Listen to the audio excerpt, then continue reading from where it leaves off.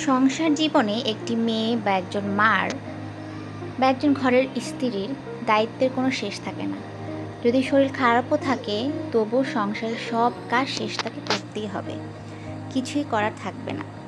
আর এভাবেই কিন্তু একটি মেয়ের জীবন চলে যায় সংসারের দায়িত্ব বহন করতে করতে। কিন্তু এতে কিন্তু তার দুঃখ নাই, বরং আনন্দই, কারণ এটাতে সে ভালোবেসেই করে। তো আমার এই ছোট্ট সংসার জীবন আমি যখন শুরু করেছিলাম তখন আমি কিছুই পারতাম না, একদম কিছুই পারতাম না বা বুঝতামও না।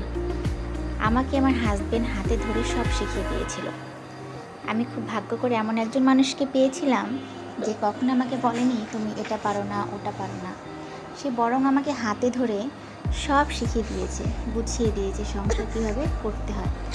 যখন আর কি রান্না পারতাম না তখন রান্না শেখার আগ্রহটা ওরকম ছিল না। এখন অনেক বছর হয়ে গেছে, রান্না আমি খুব মন দিয়ে করার চেষ্টা করি এবং আমার হাজবেন্ডও যখন খায় তখন বলে ভালো হয়েছে। আর খারাপ হোক ভালো হোক সে সবসময় প্রশংসা করে, এটা আমার কাছে অনেক বেশি ভালো লাগে।